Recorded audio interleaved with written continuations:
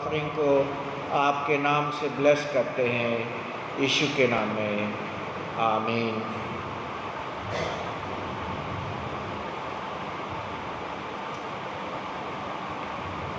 कुछ क्षण हम लोग परमेश्वर के वचन पर ध्यान मनन करेंगे।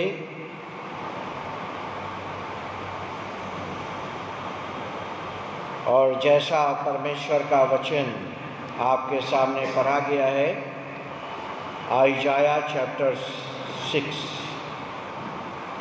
यशाया नबी की पुस्तक और उसका 6 अध्याय और 1 से लेकर 8 तक।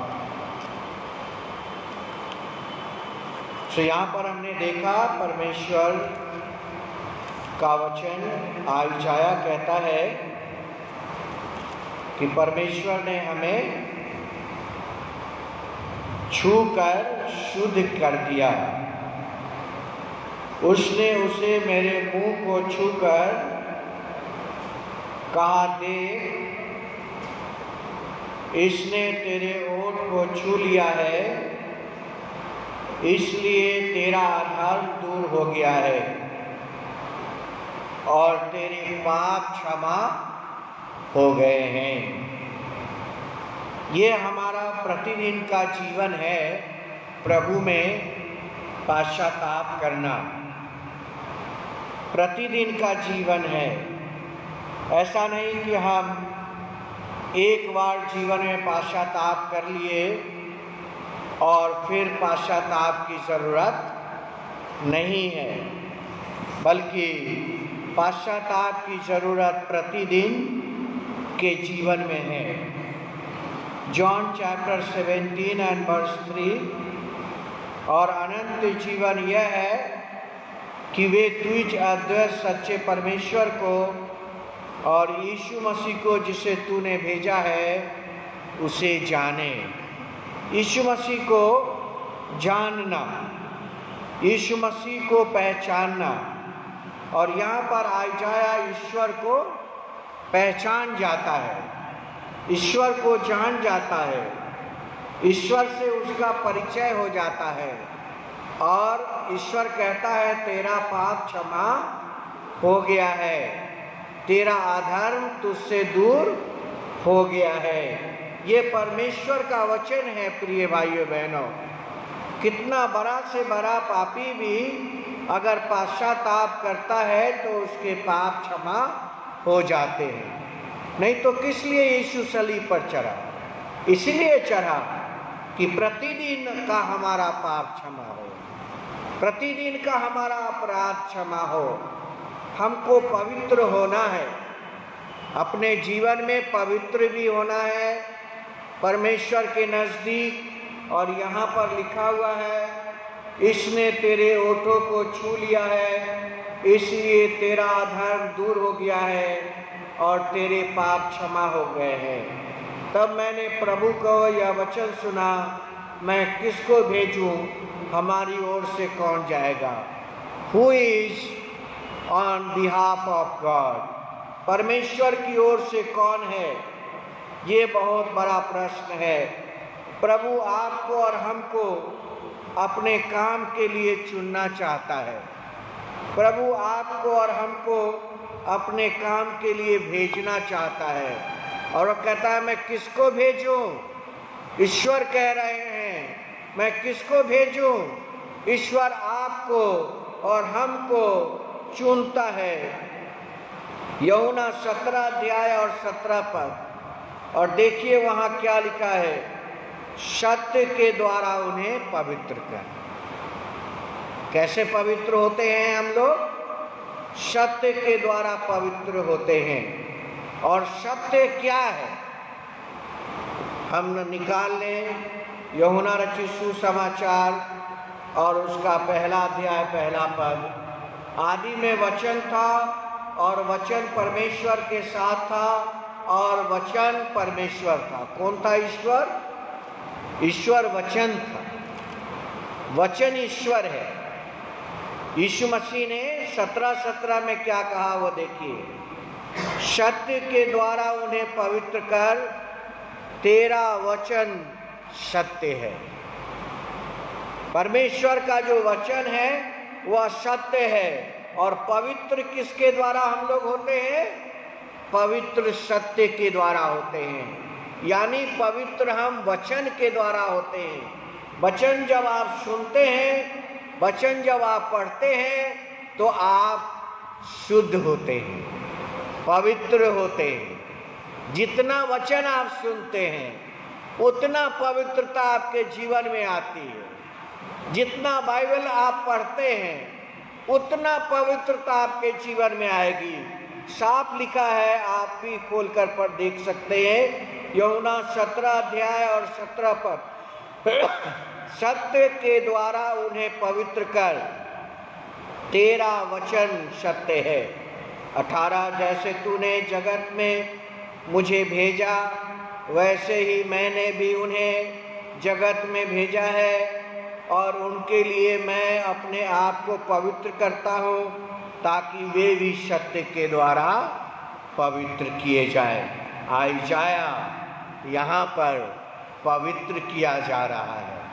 आइजाया को परमेश्वर ने उसके ओठ को छू दिया। परमेश्वर आपको और हमको छूता है, और कितनी बार हमको पता भी नहीं चलता। ईश्वर हमको छूता है। रिपेंटेंस का अर्थ होता है पाप में जीवित न रहना और अपने पाप के प्रति परमेश्वर से क्षमा मांगना। परमेश्वर से क्षमा मांगना।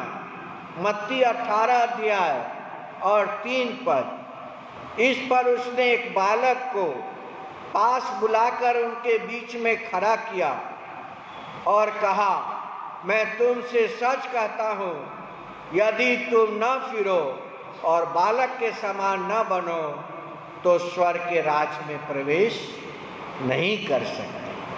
हमारा मन बालक के जैसा होना चाहिए। बालक में आप देखिए, वे झगड़ा भी कर लेते हैं, लेकिन वह तुरंत उनके अंदर प्यार भी आ जाता है। और माँ बाप बालक के कारण दुखी हो जाते हैं, परंतु परमेश्वर का वचन कहता है एक बालक के जैसा हृदय होना बहुत जरूरी है। जो कोई अपने आप को इस बालक के समान छोटा करेगा, वह स्वर्ग में बड़ा होगा। अंतिम तो हमारा गोल क्या है? हमारा अंतिम गोल तो संसार की धन प्राप्ति या स्वर्ग और महिमा तो नहीं है। अंतिम गोल तो यही है कि स्वर्ग में हमको जगह मिलना चाहिए। यही हमारा अंतिम गोल है। यही हमारा अंतिम परमेश्वर के वचन का उद्देश्य है कि हमको स्वर्ग में जगह मिलना चाहिए। और इसीलिए यहाँ लिखा है, जो कोई अपने आप को इस बालक के समान छोटा करेगा, वह स्वर्ग के राज्य में बड़ा होगा। और जो कोई मेरे नाम से ऐसे बालक को ग्रहण करता है, वह मुझे ग्रहण करता है।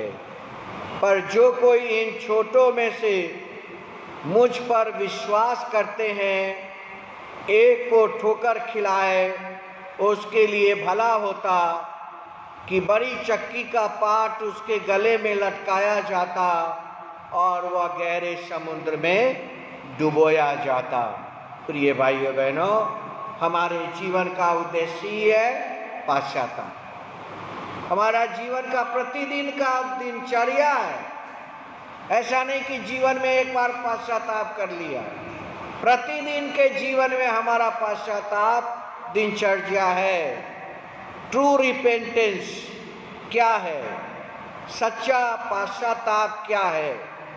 2 कुरिन्थियों 7 अध्याय 9 और 10 में देखिए क्या लिखा है। अब मैं आनंदित हूँ, पर इसलिए नहीं कि तुमको शोक पहुँचा, वरन इसलिए कि तुम उस शोक के द्वारा मन फिराया। शोक अगर आप करते हैं तो प्रभु पहले ही आपको क्षमा कर देता है। और आइजाया में लिखता है, मैं पुकारने के पहले तुझे उत्तर दूंगा। अब सोचिए, कोई भी मनुष्य को बिना पुकारे आपको उत्तर नहीं दे सकता। किसी भी मनुष्य को आप पुकारते हैं या आप उसको बुलाते हैं तभी वो आपको उत्तर देता है। लेकिन परमेश्वर कहता है कि तुम्हारे पुकारने के पहले मैं तुमको उत्तर दूंगा। परमेश्वर आपको पुकारने के पहले, जब हम मन में शोक करते हैं, जब मन में शोक करते हैं तो परमेश्वर हमारे पाप को क्षमा करता है।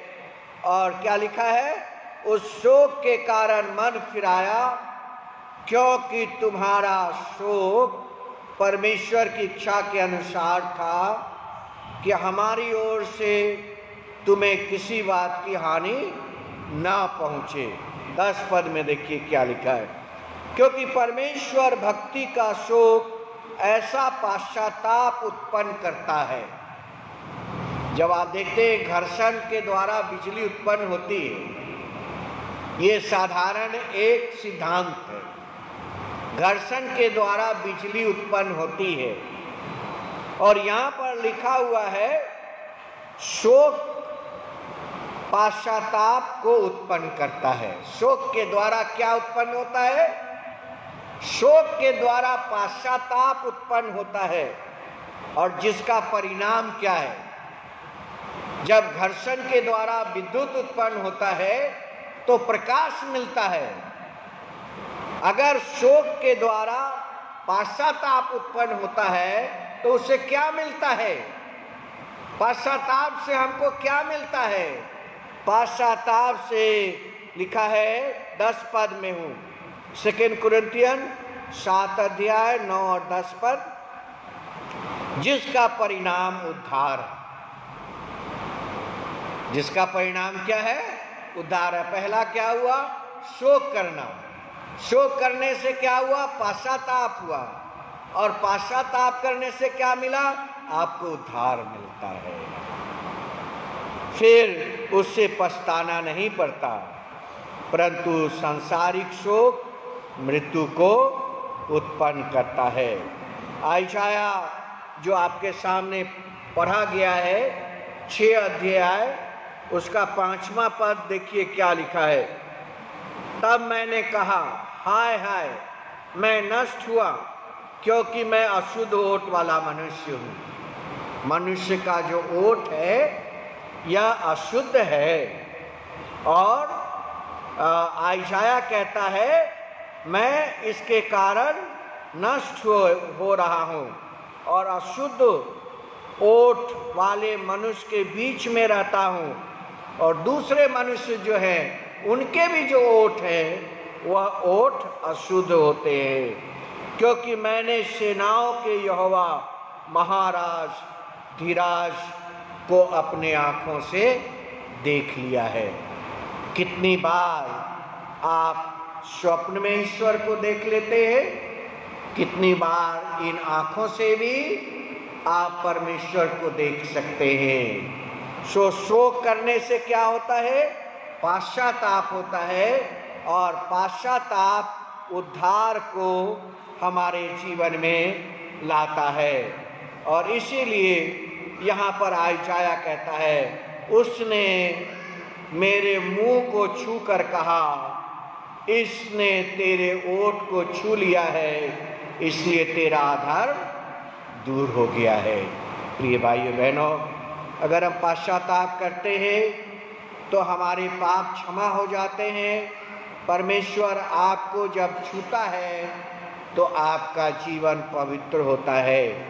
एक स्त्री जिसे 10 साल से खून गिरने की बीमारी थी, बाइबल कहता है, इंग्लिश में बहुत अच्छा लिखा है, if I touch him I shall be whole. Whole शब्द आया है वहां पर, WHOLE। होल का मतलब होता है पूरा, और उसका अर्थ छिद्र भी होता है, कई अर्थ उसके होते हैं। सो आई शैल बी होल, मैं पूरी हो जाऊंगी। लेकिन हिंदी बाइबल में लिखा है मैं चंगी हो जाऊं। उसने कहा अगर मैं प्रभु यीशु मसीह को छू लिया तो मैं चंगी हो जाऊंगी, हिंदी में लिखा है, और बाइबल इंग्लिश बाइबल में लिखा आई शैल बी होल, मैं पूरी हो जाऊंगी। अर्थात जो मेरा अधूरा जीवन है, आधा जीवन है, वह जीवन पूरा जीवन हो जाएगा। आइजाया को परमेश्वर ने जब छुआ तो उसके जीवन में शुद्धता आ गया, उसके जीवन में उद्धार आ गया, उसका अधर्म दूर हो गया, उसका पाप क्षमा हो गया। प्रिय भाई बहनों, उस स्त्री के भी जो पाप थे वह पाप क्षमा हो गए। यीशु मसीह ने उसके भी पाप क्षमा कर दिया। यीशु मसीह ने कहा मुझे किसने छुआ है, क्योंकि मुझ में से शक्ति निकली है। जब आप प्रभु को याद करते हैं तो प्रभु में से शक्ति निकलती है। ये मत सोचिए कि सिर्फ आप प्रार्थना करते हैं और कुछ नहीं होता है। प्रार्थना करने से शक्ति निकलती है। और प्रभु यीशु मसीह ने उस स्त्री से कहा मुझे किसने छुआ है, क्योंकि मुझ में से शक्ति निकली है। प्रिय भाई बहनों, प्रभु में से शक्ति निकलता है और ये हम अपने जीवन में अनुभव कर सकते हैं।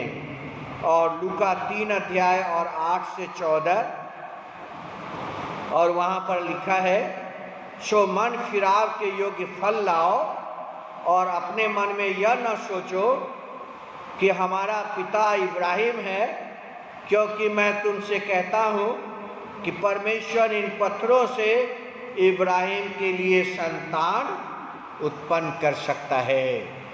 परमेश्वर इब्राहिम के लिए पत्थरों से भी संतान उत्पन्न कर सकता है। जब वो लोग पाम संडे के दिन यीशु को प्रभु कह रहे थे तो यीशु मसीह ने क्या कहा था, अगर इन्हें मना करोगे प्रभु कहने से तो ये पत्थर बोलने लगेंगे, ये पत्थर बोलने लगेंगे। और यहाँ पर क्या लिखा है, परमेश्वर इन पत्थरों से इब्राहिम के लिए संतान उत्पन्न कर सकता है। और तब शैतान यीशु के पास जाकर कहता है इस पत्थर को रोटी बना दो। तब शैतान यीशु मसीह के पास जाता है, वह 40 दिन का भूखा है और उसे कहता है इस पत्थर को रोटी बना दो। तब यीशु मसीह शैतान से कहते हैं मनुष्य रोटी से नहीं बल्कि हर एक वचन से जो परमेश्वर के मुख से निकलता है जीवित रहेगा। प्रेरितों के कार्य 3 अध्याय 19 पद, इसलिए मन फिराओ और लौट आओ कि तुम्हारे पाप मिटाए जाएं, जिससे प्रभु के सम्मुख से विश्रांति के दिन में आए। सुप्रिय भाई बहनों, पश्चाताप हमारे मन के लिए और आत्मा के लिए और जीवन के लिए और वर्तमान के लिए और भविष्य के लिए भी जरूरी है। एक्ट चैप्टर 3 एंड वर्स 19, इसलिए मन फिराओ और लौट आओ। हमें मन फिराना है और प्रभु के पास हमको लौट आना है।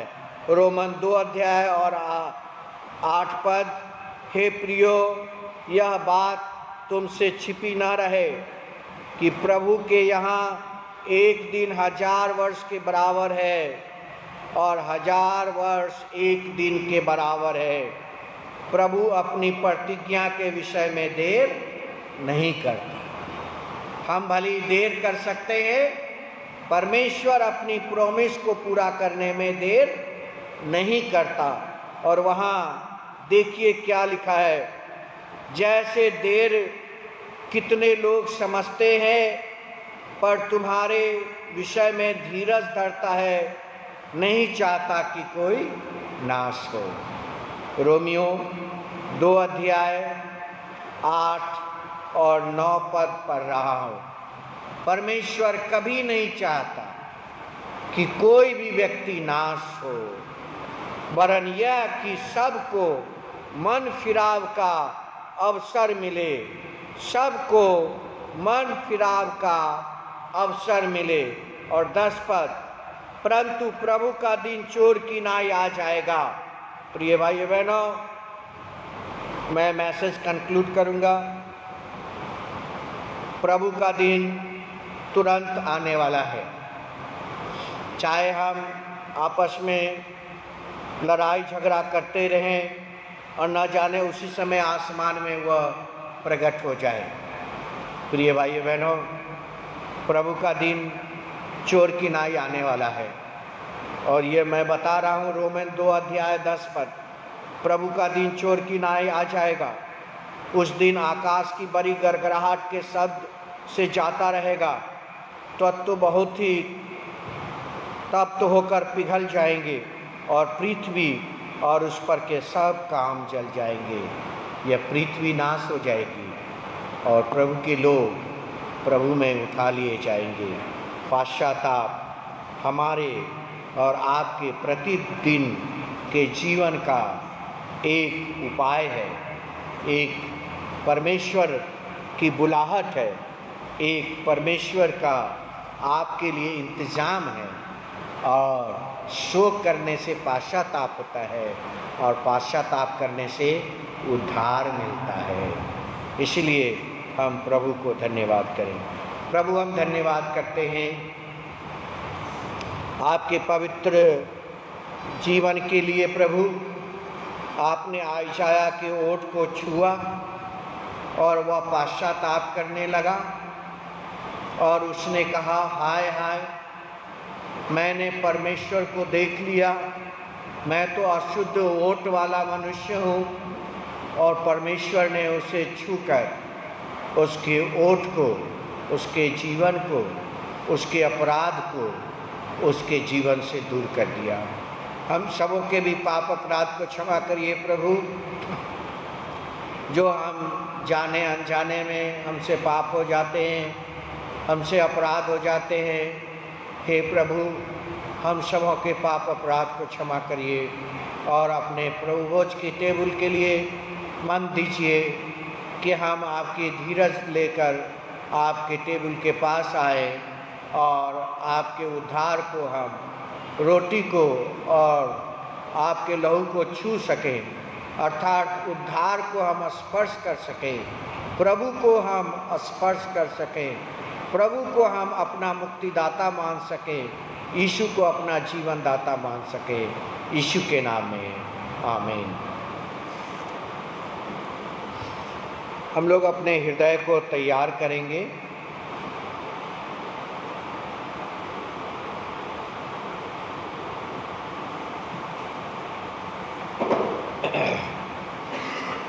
आइए अपने मनों को हम तैयार करें। हम सब खड़े हो जाएंगे और इस निमंत्रण को सुनेंगे।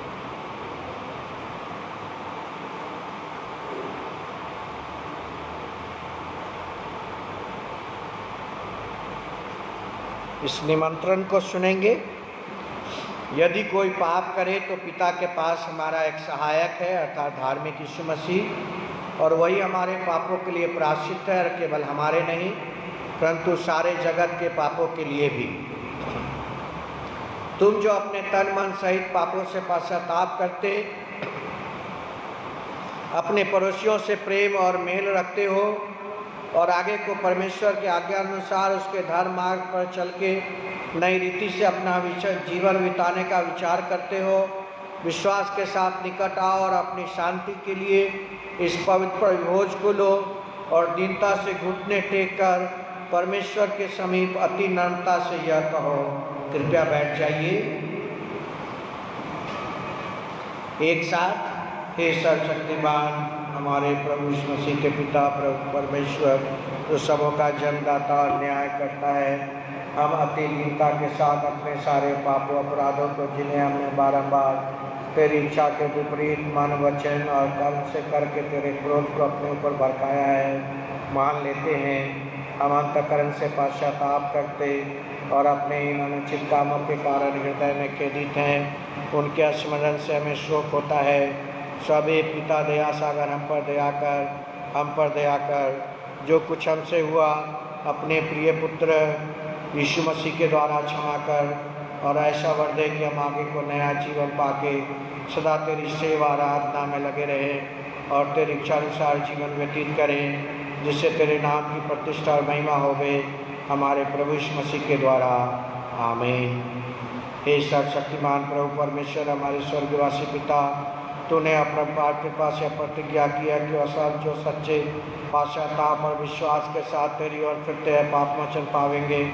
हम पर दया करके हमारे सब पापों को क्षमा कर और हमें बचा और सब मसीह गुणों में हमें स्थिर रख और अनंत जीवन दे हमारे प्रभु यीशु मसीह के द्वारा। आमीन।